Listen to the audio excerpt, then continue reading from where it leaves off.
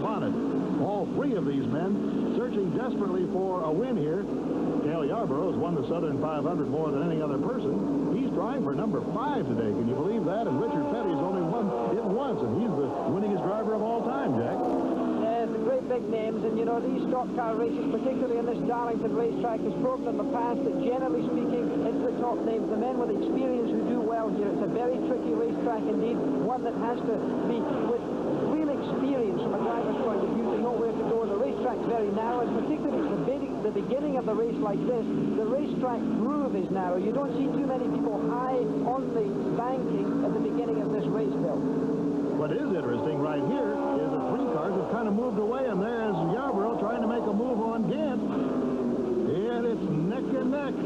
Cale Yarborough on the lower part of the track in car number 27. Harry Gant fighting him off in car number 33. And right behind, waiting to sneak up, is Neil Bonnet in car number 21. And Gant saves them both off. And there's a great battle, Bill, going, and this is the battle. In fact, Terry Labonte sneaks into 4th position there, passing Dave Marcus. Ricky Rudd is the white and green car immediately behind, and he's trying to make a pass as well, but he's not able to do it because they've got, and he's going underneath. He's going under Dave Marcus. Ricky Rudd, the young driver, but it's Terry Labonte that's taking an advantage on them right now as they try to go around side by side, and Ricky Rudd really tucks in there. And Terry Labonte, you'll recall, is the defending Southern 500 champion. A year ago, he was in 4th place on the last lap. 3 cars wiped out. He won the race. But right now, everybody is chasing car number 33, Harry Gant, particularly Cale Yarborough in car number 27. He has not been able to get by Harry Gant, who right now is very, very high on the point list this year, ranking 3rd, having his best year of all time. And here's a car blowing in turn number 4. The yellow comes out immediately. Connie Saylor's engine blew. There's oil all over the track. It will require a couple of laps to clean it up, and that's why we have the yellow. We'll be back in a moment. We're back racing under the green after a short yellow caused by Connie Saylor's blown engine. Harry Gant has held on to the lead right from the very start of this race, but continual pressure from Cale Yarborough is always there, and Cale tries to slide through on the backstretch into turn 3. Down low he goes. And he's got him this time, Jackie. Yes, I'm afraid Harry Gant made a slight error of judgment there. Cale Yarborough really was ready to take advantage of it, and he surely did. Earlier, Chris Economaki talked to Cale Yarborough and asked him if patience is the key to success on this track. I think so, Chris. This is one place that you have to be patient. It's a place that that I guess if you don't take your time and you rush things too much, the racetrack will get you itself and not your competitor. So you have to be patient not only with the other competitors but also with the racetrack itself. Well, do you agree with that, Jackie Stewart? Certainly do. Not only patience with the racetrack, but patience with your competitors, because he waited for that mistake to be made as Harry Gant tries again to get back in the lead. But Cale Yarborough, yes, he has to be patient because the racetrack changes a lot during the race, and he has to read it carefully. He also has to wait for that slight error of judgment that Harry Gant had just made there to allow him to take the lead. That car number 52, incidentally, is not in 3rd place. That is Jimmy Means, and he is being lapped by the leaders. There is a pretty good battle going on, however, for 7th place right now. Terry Labonte, who was at one time in 4th place, has dropped back to 7th as Marcus, Rudd, and Pearson all moved ahead of him. And now Labonte in car number 44 there on the left is getting a good challenge from Darrell Waltrip, who currently is in 8th and trying to move up. As you know, he wants to pick up those valuable points to gain on Bobby Allison. And at this point in the race, Bobby Allison can't seem to get on track. He's all the way back in 14th. And there, Waltrip goes by Labonte. He does it very cleanly. He had drafted, he had positioned himself strategically. A very experienced driver now is Darrell Waltrip, using that intelligence in the best way, not getting himself into a difficult situation. We go back to the leaders, and Cale Yarborough in car number 27 there, followed by Harry Gant in the green and white 33. And then Neil Bonnet, Dave Marcus, Ricky Rudd, David Pearson has moved up. Number 11. That, of course, is Darrell Waltrip, who has now moved into 7th place. And there's Bonnet, who has not won since August of 1980 when he won the Talladega race. Lost his sponsor this year. I'd say he has a lot of pressure on him today, Jack. Yeah, there's always pressure when it comes to the sponsorship time. And a of course, that's there right now. Neil Bonnet, the car behind Neil Bonnet, by the way, is Tim Richmond. He's attempting to pass him. He brushed the wall earlier, had to go into the pits to get some metal work sorted out. He's trying to unlap himself. A young, aggressive driver in the red car, number 12, always looking for a gap. And a very good battle is going on for fifth between Ricky Rudd in car number 88 and the old Silver Fox David Pearson, nearly twice Rudd's age, in car number 01, who has won here 10 times at this Darlington Raceway, a combination of wins in the Rebel and the Southern. Nobody knows the track better than him. And here goes Harry Gant, putting the move on Cale Yarborough, Richmond right behind, and Gant regains the lead. Tremendous. Harry Gant again being aggressive. He's really driven very well. The car's well balanced. It's well set up. It can almost drive on any part of the racetrack. This means that the driver has married the car to the racetrack characteristic very well. We've got a car spinning down in turn 1. It's Jimmy Means, car number 52. He doesn't come in contact with the wall, I don't think. An enormous amount of smoke, Bill. And when cars are behind a spinning vehicle like this, visibility is very difficult, and that's what can happen. But right now, the leaders are coming into the pits. And it's the first time that they've had a chance to come into the pits to get fuel and rubber. So everybody will make the parade in there. And this is where the pit crews have to come in to work when the race is this close. So while we have a yellow caution flag and the cars are pitting, we're going to take a short break from the Southern 500. But of course, there is much more to come here from the old lady in black, the Darlington Raceway. Kanamaki back at the Darlington Raceway. The big story today in the Southern 500 has been Neil Bonnet driving car number 21. And 25 seconds behind him is Dave Marcus. So that's a whopping big bit on this racetrack, which takes about 34 seconds to get around for one lap. Darrell Waltrip has worked himself up into the number 3 spot, driving car number 11. Harry Gant had problems a little bit earlier, as did Cale Yarborough. Cale had to come into the pits and under the green and drop the lap back. We've had a number of various leaders today: Richard Petty, Waltrip, Buddy Baker, Dave Marcus, Terry Labonte. But it has not been a spectacular race. The question will be, will it be a spectacular finish? I think there's always speculation about how much fuel is left in a car. And right now, Chris Economaki is down in the Wood Brothers pit to check on how much fuel Neil Bonnet might need to finish. Members of the Wood Brothers pit crew are calculating Glenwood's fuel. It looks now that they're going to have to give him 4 gallons. Glenn, how long can you wait to give Neil the 4 gallons? We'll go to the full stop, and if it's not a caution, then we'll stop about 15 to go. Okay, you can't make it to the finish, huh? Yeah, 4 or 5 gallons will make it to finish. Okay, so Neil Bonnet doesn't have this race won yet. One more pit stop for a splash of gas. He could lose. And there is Neil Bonnet lapping. That's David Pearson in car 01, and that is a very unusual position for him to be in, Jack. Yes, Neil Bonnet, of course, an experienced driver now, was the protege of the Allison brothers and has come along very well, driving the Wood Brothers car there. That car, of course, is a new sponsor now. He lost his sponsor just a few weeks ago and manages to replace that immediately. It's ironic that David Pearson in the 01 car used to drive for the Wood Brothers and, of course, used to drive on that number 21 car. Now, you're so right, Jackie. That's the irony of racing, isn't it? Darrell Waltrip is now passing Dave Marcus for second. And we've been informed that Waltrip will need fuel also. Incidentally, in his battle with Bobby Allison, he certainly has had the better of it today. Bobby has not been competitive. If he's already back in 10th place, should Waltrip win, Bobby might lose his lead.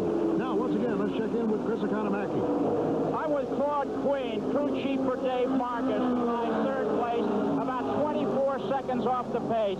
Claude, you're 24 seconds behind. Can you go the rest of the race on the fuel you have on board now? We're going to pit stop ahead of him. He's got to stop. If we don't get a caution, we're going to do good. If we don't get a caution, You can make it. we can make it. Okay, so Dave Marcus does not have to stop. The question now is 25 seconds enough for the leaders to stop, get fuel, and maintain their position? Only time will tell. And here is Neil Bonnet trying to put a lap on last year's Southern 500 winner, Terry Labonte, and he doesn't. So Labonte is a lap down. Boy, Bonnet looks like he's on rails.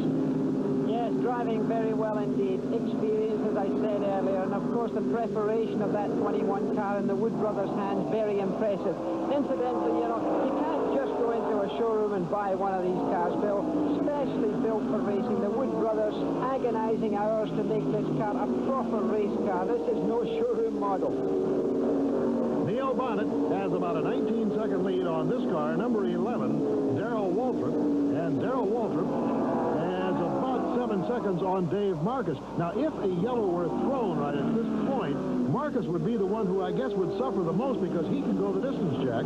Yes, right now I think the other two would be praying. That man there, 21 car, Neil Bonnet, he and Darrell Waltrip are sort of praying for a yellow. And of course, Dave Marcus, since he's got enough fuel on board, he certainly wants the green to stay alive. And look, we've got a blown engine and he's spinning. Oil's gone onto the rear tires. He's going up close to the wall. He's hit that wall very hard, much harder than you would think here in television. And Ricky Rudd rams into the back of the car as it comes down. It's the 75 car. Gary Ballou is that blue car. Ricky Rudd was the white car, 88 there. Bad luck for Ricky Rudd. Visibility very difficult, Bill. The spinning car, the oil smoke and the rubber smoke. Ricky Rudd probably wasn't able to see that car properly, and that has brought out the yellow, and the prayer has been answered for Neil Bonnet and Darrell Waltrip. Yes, and of course it's bad luck for Dave Marcus too. Just as we're talking about it, then it happens, and so Ricky Rudd will limp in. The yellow is out. It'll take a while to get the green back on. Let's see what happened as Gary Ballou came down that front stretch. His engine blew. Look at the back end beginning to snake out. That's because the oil was getting onto the rear tires. That oil's been blowing onto the rear tires and also is going onto the track for the cars behind. But the smoke that you see there is very dense at track level. You can't see through it at all. Gary Ballou tries to keep it away from the wall, but slams in very hard, probably still doing well over 100 miles an hour when he first had contact. That car there, trying to get underneath, and he just doesn't make it. Ricky Rudd did try. Remember, he was still going very fast indeed. The yellow car losing adhesion also there, trying to get away from it. But look at the metal work now. I'm afraid it's too bad. That's a real mess. And now Neil Bonnet. The jacks come down. He's got new rubber. He's got fuel. It looks like a good day for Neil. Getting ready for the restart after the yellow caused by that blown engine and also the T-bone crash. And nothing has really changed except one thing, and that's Terry Labonte did not pit. So he was able to unlap himself. Otherwise, the leaders are still the same. It's Bonnet in 21, Waltrip in 11, Marcus in 71, then Labonte is in 4th, and Buddy Baker in car number 1 is in 5th, all on the same lap. And here we go. And it looks like a trophy dash now. 16 laps to go.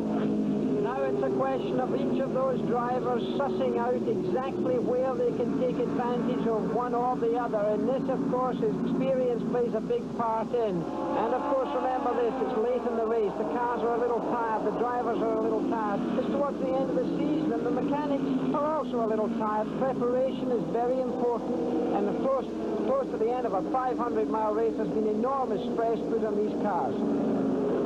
Waltrip tucking right in there behind Neil Bonnet. He certainly knows this track. I mean, Waltrip has probably done more thinking about this than many other drivers. He has some interesting observations that he made to Chris Economaki about the strategy that he himself uses at Darlington. This track requires a couple of things. It requires patience, as you say, but you also have to use a great deal of anticipation here. And it's a word I like to use because what I do is I anticipate what's going to happen almost every lap. As you have to pick spots on this racetrack where you can pass other cars. You can't just pass a guy at will. You've got to anticipate where he's going to be at a certain point so you know whether you got a groove on the outside or time yourself so that you can come off the corner wide open and pass him on the straightaway. You really have to pick your way along here and anticipate every move that you make. You don't race other cars here that much. You race yourself and the racetrack itself. Well, the key word in that interview was anticipation, Jackie. Yes, anticipation, very important in all kinds of racing, but I think for me the most important thing that he said, Bill, was the fact that you've got to race against yourself. A race driver, the biggest competition that he has is his own ability, and to race against the racetrack itself. Competitors make mistakes, but the cars shouldn't make mistakes, and neither should you. So it's a question of eliminating as many mistakes as possible from your own style. And the numbers 3 and 4 car are not that far behind numbers 1 and 2. We've got Bonnet and Waltrip, then a little gap, then Marcus and Labonte. I would think that one of the difficult things would be for Neil Bonnet to be leading the race. You know, anything could happen. In fact, a year ago in the Southern 500, Labonte in 44 was in 4th. And remember what happened there? With 2 laps to go, David Pearson was in the lead. Dale Earnhardt was second. But all of a sudden, Earnhardt kissed the wall. Pearson did too. Benny Parsons, right behind them in 3rd, had to swerve. And thereby, the gates opened up for Terry Labonte. Terry Labonte was able to weave his way through. He was following this car. That there is Neil Bonnet and Bobby Allison you see coming through. They were a lap down, but Terry Labonte was able to follow them through without getting any contact, and there he is right there. This was the next to last lap. They were still... This was the next to last lap. They were still under racing conditions. They have to race to get back to the start-finishing line before the yellow comes into action. And even though it was out, Terry Labonte was able to come off at turn 4. You can just see it right here. David Pearson's car suffering a little bit from that contact. Labonte looking for a way to get through. David Pearson moved down the racetrack to try and block him, but Labonte still hard on it in the accelerator, trying to get to that start-finishing line before the yellow came into action. It's a legal move. He's trying to get that nose ahead of him, and there he gets it. He gets through before that yellow flag, you can just see into your picture there, came into action. They completed the next lap under the yellow, and Terry Labonte won. But this is a year later, and in the lead is Neil Bonnet, followed by Darrell Waltrip, then Dave Marcus, and again, Terry Labonte in car number 44, lurking in 4th place. Could it happen again? 3.5 laps to go, and Neil Bonnet has the lead over Darrell Waltrip as they go into turn 3, and you can see that Neil Bonnet is all over the race course, trying to anticipate every move that Darrell might put on him. Well, a race driver has to know where his car handles best. Obviously, this close to the end of a race, Neil Bonnet's got to be sure that his car can go where he might need to put it to block off an attempt by Darrell Waltrip. Everybody knows that Darrell's a young charger, and it's interesting to note at this point that these are the younger drivers on the tour. They're both in their mid-30s. The people you normally see up there is a much older group, like the Pearsons and the Pettys and so forth. And there's Dave Marcus, car number 71. A man is always around. He's a real mechanic driver. Great preparation man. 2 laps to go. It's Bonnet, Waltrip, Marcus, Terry Labonte, Buddy Baker, and we have to look all the way back to 9th place to pick up Bobby Allison, who simply did not have it today in his new Chevrolet Monte Carlo. Had some handling problems, and he really was never competitive. But these two certainly have been, as Waltrip keeps looking for that opening as they come around here now. And they come by this time, it'll be the white flag with 1 lap to go. There it is. Now he's got to make up his mind. As Darrell Waltrip tried to get out of turn 2 real fast, draft him down the back stretch and get into turn 3 first of all. There's a reputation about Darlington is that there isn't room for 2 cars side by side going into turn 3 if you're really racing. He's not going to do it. I don't think he's going to do it. Well, he's gotten some pretty good blocking action by Neil Bonnet as Bonnet closes him down as they come around turn 4. Everybody is standing in the home straightaway in the stands, cheering there, and the checkered flag goes for Bonnet. And Waltrip right behind. Then here comes Marcus, and in the number 4 spot, Terry Labonte. So there's the winner, his first ever at Darlington, and he must have a very big grin on his face right now. To win here at Darlington really is a great feather in any race driver's cap. There, Waltrip pulls alongside, offers some congratulations in a sportsmanlike way to young Neil Bonnet in car number 21. I think it was a very popular victory all in all today. Here he comes around. This is his 8th Grand National career win. He'll pick up around $33,000 for the victory, pushing him well over the $110,000 mark for the season. So a big victory for Neil Bonnet as he pulls into victory lane. Bonnet in first place, Waltrip second, Marcus third, Labonte fourth, and Buddy Baker was fifth. The average speed, 126.410, slowed a little bit by 8 caution flags today, eclipsing 45 laps. 22 cars in the running at the end of the race. Now let's join Chris Economaki and an overjoyed Neil Bonnet. it in the car? This thing here has about roasted me. It's kind of deal, Chris, where we've been trying to figure some way to keep the air out of the car. We felt like it'd run faster, but the aerodynamic design of the car just gets a lot of air inside of it. So, you know, I'll sit there and cook if it wins races like this. Neil, the last few laps, your mirror was full of that number 11. What was going through your mind? Well, I felt like I knew Daryl's strong place on the racetrack through 3 and 4. And I knew that he was going to try me on the last lap up there, and I tried to use up most of the racetrack I could up there. You know, we stretched out a big lead there, but, you know, that's good. That's a good thing about NASCAR racing. It don't matter how big a lead, the fans get to see a good finish. Long time between wins. Congratulations, Neil. Thank you, Chris. Well, the interesting thing about today's race also concerns the point standings. Darrell Waltrip, who has won 8 races this year, finishing second today, picks up 180 points. Now, Bobby Allison finishes 9th and gets 148 points. So a 32-point gain for Darrell Waltrip, and Bobby's lead is cut to a slim 18 with 8 races left to go. Let's get a word with Darrell Waltrip with Chris Economaki. You couldn't make it, obviously. How many times did you try? Well, you know, I knew if I passed Neil too soon, he'd pass me back, so I just really didn't try too hard till the last lap, and I was going to put my TV move on him, and he must have been watching the Rebel race in '79. He dove low into 3 over there, and I had nowhere to go, and I just had to follow him on around. I tried real hard, but the Ford was just a little stouter today than the Chevrolet was. Okay, you more than half the advantage that Bobby Allison has in the points. Well, you know, that's when I come down and the checkered flag fell and I finished second, big smile came on my face, because this is a very critical race. It's a very difficult race, and I think it's in '79 it was a turning point in our championship battle, and I think it will be this year. So another Southern 500 goes into the books, and this 32nd running of this classic will long be remembered by Neil Bonnet and all of his racing fans.